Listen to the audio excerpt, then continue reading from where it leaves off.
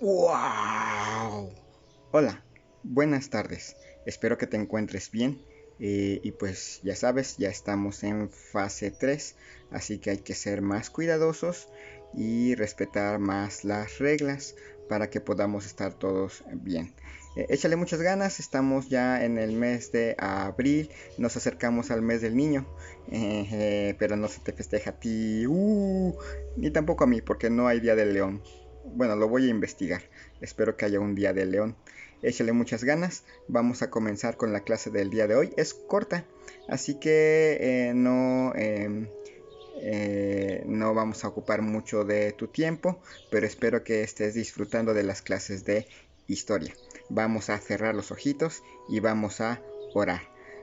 Señor y Dios, te doy gracias en esta tarde por la vida que nos concedes. Te pido, Señor, tu bendición para cada jovencito, cada señorita de mi grupo. Protégeles, Señor, guárdales a ellos y a sus papás. También ayúdanos a todos a preservar nuestra economía, ser austeros, pero a la vez cumplir con nuestras responsabilidades. Todos. Bendice, Señor, a los papás de mis alumnos. Tú guárdales, si algunos tienen que salir a trabajar, protégeles, guárdales y que puedan regresar y regresar bien de salud ellos y sus familias. También te pido por aquellos que tienen la posibilidad de trabajar en casa, que lo hagan responsablemente. Y si hay algún papá, alguna mamá cuya economía se ha visto muy afectada en estos tiempos, tú dales el pan de cada día, que siempre haya alimento en casa y abrigo y salud. Te pido esto en el nombre de Cristo Jesús. Amén. ¡Wow! Espero que estés bien. Dice la clase del día de hoy es asociaciones e institutos de arte. Vamos a estar viendo un poquito ya de arte. Ya estamos cerrando la unidad que corresponde a el México independiente, la Primera República, el Segundo Imperio, la República Restaurada y el Porfiriato. Después vamos a estar viendo la Revolución. La vida cultural de nuestro país no se detuvo a pesar de los problemas que hubo en nuestro país. ¿Te acuerdas que después de la independencia hubo muchas dificultades, guerras civiles, las invasiones de los franceses, luego los estadounidenses, luego otra vez los franceses, la guerra entre liberales y conservadores? Todo eso se tradujo en muchos desórdenes. Sin embargo, la vida cultural mexicana se continuó. ¿Recuerdas que la vida cultural mexicana tenía sus antecedentes en la vida novohispana? Pues ellos tuvieron que continuar. No se pudo detener la vida cultural de nuestro país a pesar de los conflictos. Ellos entendieron y formaron asociaciones e institutos. Como el gobierno no les podía dar dinero porque no había dinero de parte del gobierno, ¿te acuerdas que casi todo el tiempo hubo bancarrota en el gobierno?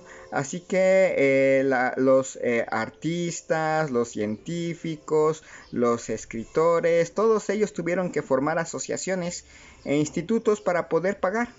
Se formaban institutos para poder seguir educando a la juventud, a nuevos artistas, a nuevos escritores, a nuevos filósofos, también asociaciones donde se juntaban grupos de científicos, que una asociación para publicaciones de ciencia, una asociación de zoólogos, una asociación de botánicos, una asociación de minerólogos, y así había muchas asociaciones donde se juntaban varios y ahorraban, juntaban dinero, recababan fondos para continuar las investigaciones.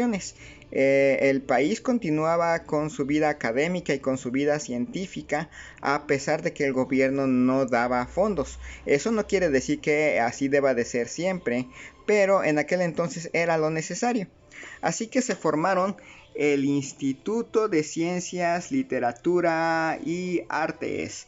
Era un instituto donde se reunían los científicos para enseñar ciencia, donde se reunían los grandes escritores del siglo XIX y principios del XX, y se reunían también los grandes pintores, músicos, también se reunían personas que arquitectos, y se hacía una como escuela donde acudían jóvenes que podían pagar las clases para poder convertirse en científicos o en artistas o en gente de la literatura. También se formó la Academia de Letrán. Esta se reunía en el centro de la Ciudad de México y era una academia exclusivamente diseñada para gente que le gustaba la literatura, gente que quería dedicarse a la literatura. Ustedes saben que escribir no es fácil. Los que ya han escrito un ensayo para la clase saben, no es fácil. Pero había gente que quería escribir. Y ahí podían encontrar a personas como Guillermo Prieto o como el gran Ignacio Manuel Altamirano. Y estaban ahí en esa academia aprendiendo. También se creó el Instituto Nacional de Geografía y Estadística. Hoy ya te acuerdas que le agregamos la I y ahora es el Instituto Nacional de Estadística, Geografía e Informática. Pero en aquel entonces era el Instituto Nacional de Geografía y Estadística, que se dedicaban a recabar información de todo el país. Los pueblos, las ciudades, las aldeas, y se empezaron a hacer los primeros censos ya formales del México independiente.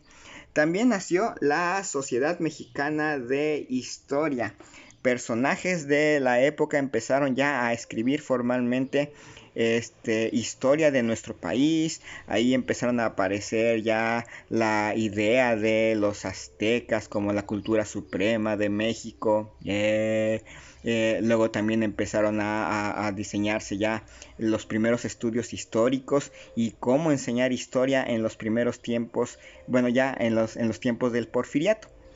Otro de las instituciones que nació durante el siglo XIX fue el Museo Nacional. ¿Te acuerdas? Si tú has ido a un museo, hay museos tan importantes como el Museo de Antropología e Historia, el Museo del Castillo de Chapultepec. Aquí en Cuernavaca, ¿te acuerdas que hay museos como el Museo de la Ciudad, el Museo del Castillo del Palacio de Cortés, que son museos de historia? El Museo Nacional empezó a adquirir muchas obras. ¿Y sabes quién lo apoyó para que se formara y se ampliara? Pues nada menos y nada más que el emperador Maximiliano de Habsburgo, que tenía interés en conocer la historia de la nación y formó un museo. Con Porfirio Díaz le dio mucho dinero para que ese museo creciera y pudiera adquirir muchos materiales para sus exhibiciones. Recuerda que Porfirio Díaz quería mostrar a un México súper moderno como las naciones occidentales. Así que al hacer esto puso al Museo Nacional a la altura de los grandes museos del país, del mundo, como los que estaban en Inglaterra o Francia. Entonces, hoy hemos visto, te digo que la clase era corta porque hemos visto simplemente algunas cosas que se hacían en favor del arte y la ciencia. Recuerda, éramos un país que no tenía mucho dinero, pero especialmente durante la época del Porfiriato empezó a fluir más dinero y tanto científicos como artistas empezaron a crear institutos y empezaron a crear asociaciones para hacer de la vida académica y de la vida científica y artística de nuestro país una vida a la altura de lo que se vivía en los países occidentales de Estados Unidos y allá en Europa Occidental.